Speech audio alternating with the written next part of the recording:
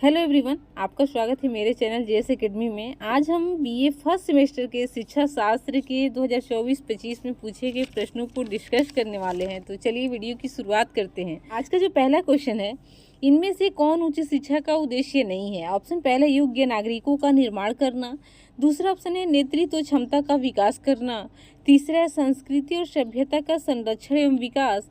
और चौथा ऑप्शन है छात्रों को विदेश में नौकरी करने के लिए तैयार करना।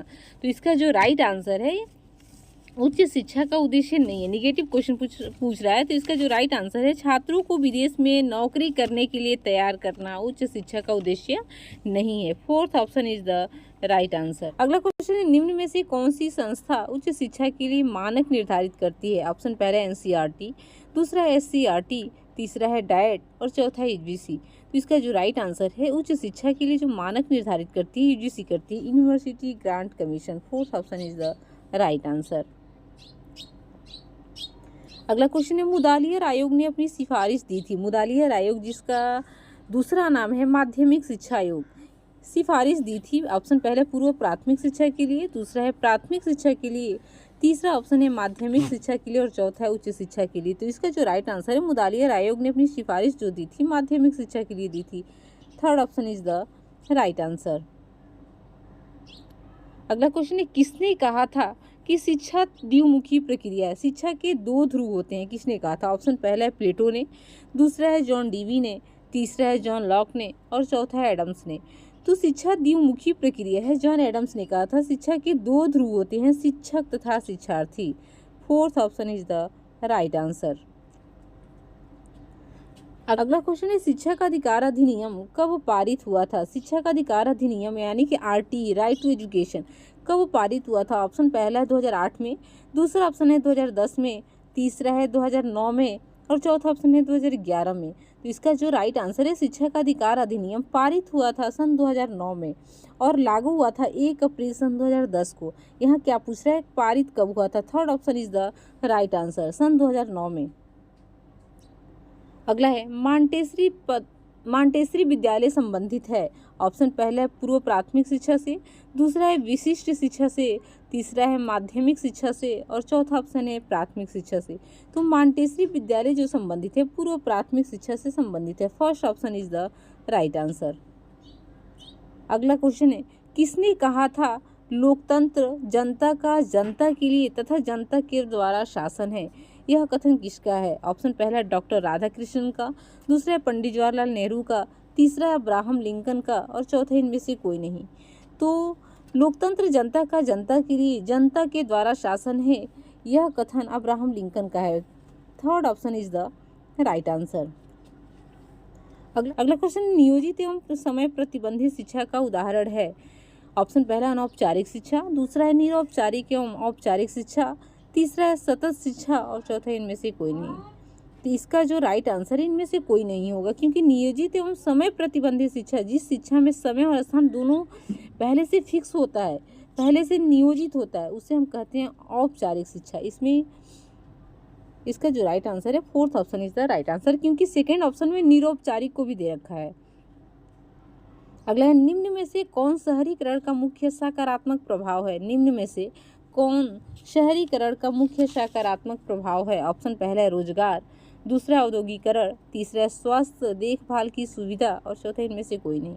तो शहरीकरण का जो मुख्य सकारात्मक प्रभाव है वो औद्योगिकरण है। Second option is the right answer. अगला क्वेश्चन है, शिक्षा में किंडरगार्टन पद्धति के जन्मदाता कौन है? जो शिक्षा में किंडरगार्टन पद्धति, इसके जनक कौन है? ऑप्शन पहला है मांटेसरी, दूसरा है फ्रोवेल, तीसरा है जॉन डीवी और चौथा इनमें से कोई नहीं। तो किंडरगार्टन पद्धति के जो जनक हैं फ्रोवेल हैं। Second option is the right answer. अगला है, लोकतांत्रिक देश में शिक्षा का उद्देश्य क्या नहीं? एक लोकतांत्रिक देश में शिक्षा का उद्देश्य क्या नहीं है? ऑप्शन पहला अच्छे नागरिकों का निर्माण करना, दूसरा है देशभक्ति की भावना का विकास करना, तीसरा है सांप्रदायिकता की भावना का विकास करना और चौथा है उपरोक्त सभी। तो एक लोकतांत्रिक देश में शिक्षा का उद्देश्य सांप्रदायिकता की भावना का विकास करना नहीं है। Third option is the right answer.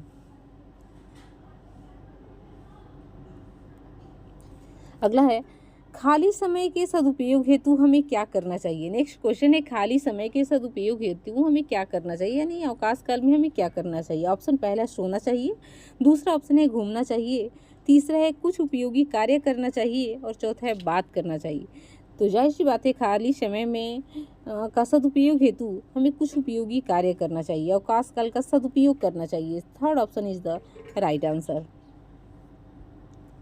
अगला क्वेश्चन है, स्वस्थ शरीर में स्वस्थ मस्तिष्क का निर्माण ही शिक्षा है, यह कथन किसका है। किसने कहा था कि शिक्षा स्वस्थ शरीर में स्वस्थ मस्तिष्क का निर्माण करती है, यह कथन अरस्तु का है। First option is the right answer.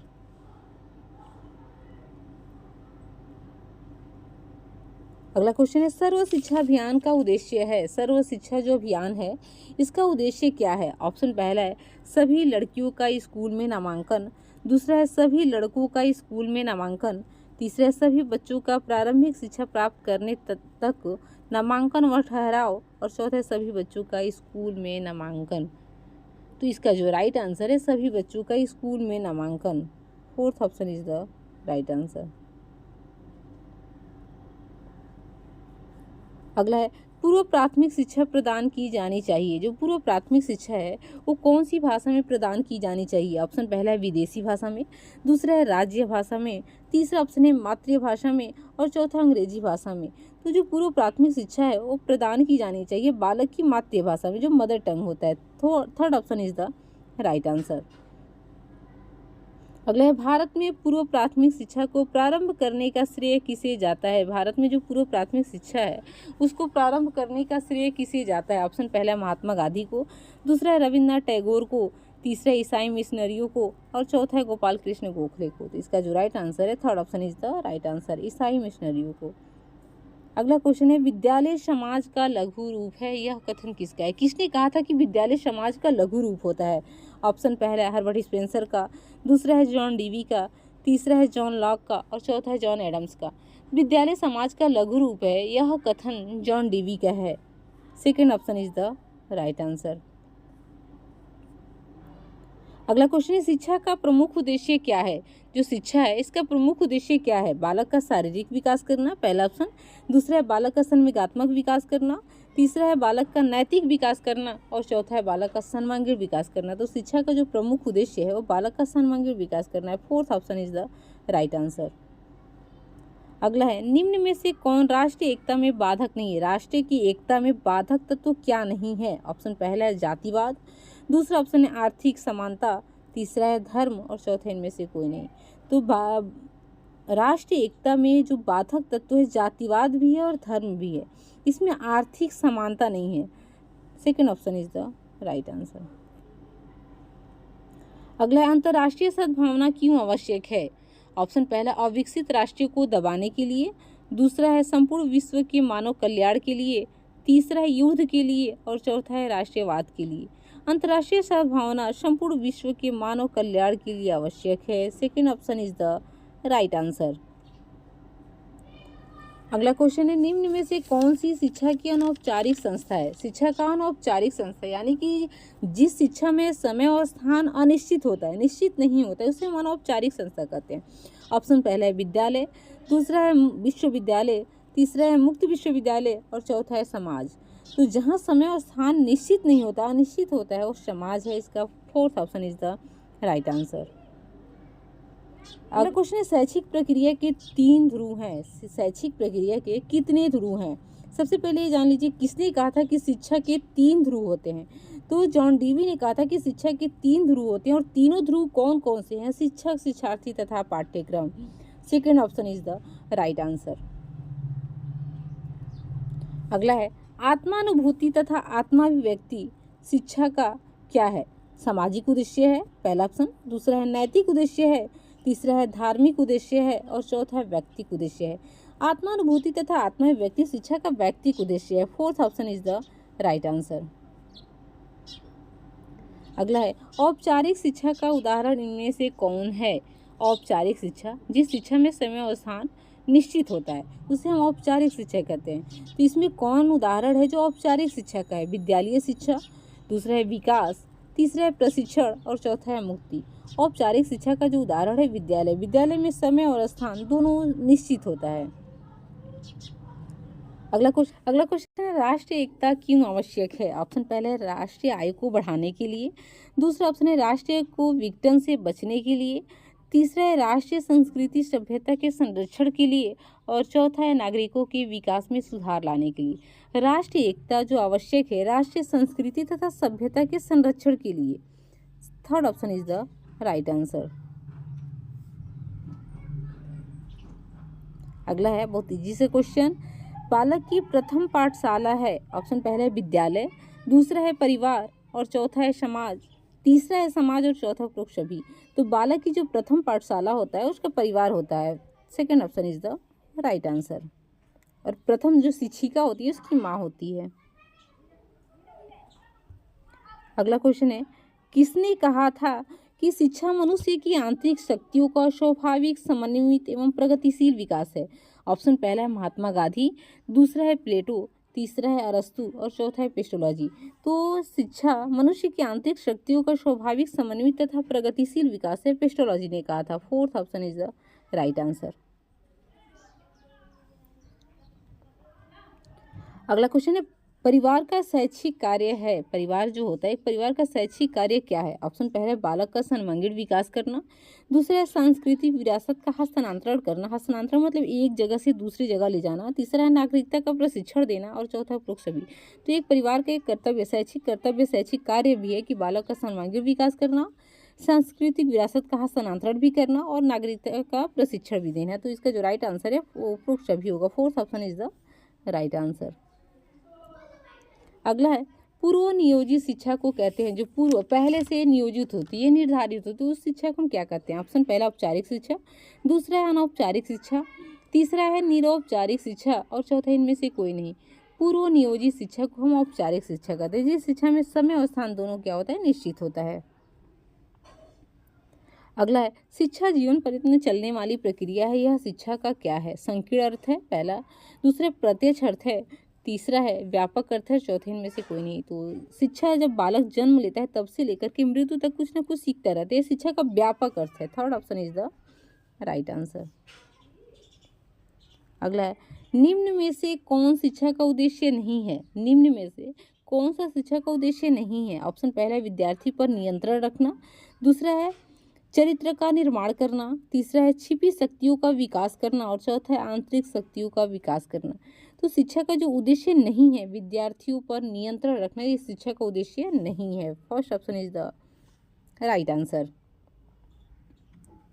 अगला है, निम्न में से कौन अंतर्राष्ट्रीय अवबोध के लिए सहायक नहीं है? ऑप्शन पहला है उदार दृष्टिकोण, दूसरा है संकीर्ण राष्ट्रीयता, तीसरा अंतर्राष्ट्रीय विद्यालय, और चौथा है अंतर्राष्ट्रीय संगोष्ठी। तो अंतर्राष्ट्रीय बोध के लिए जो आवश्यक नहीं, सहायक नहीं है, वो संकीर्ण राष्ट्रीयता। Second option is the right answer. अगला, शिक्षा का सामाजिक उद्देश्य समाहित करता है, जो शिक्षा का सामाजिक उद्देश्य वो समाहित करता है। ऑप्शन पहला है नागरिकता की शिक्षा के लिए, नागरिकता के लिए शिक्षा, दूसरा सामाजिक कुशलता के लिए शिक्षा, तीसरा राष्ट्रीय एकता के लिए शिक्षा, और चौथा इनमें से कोई नहीं।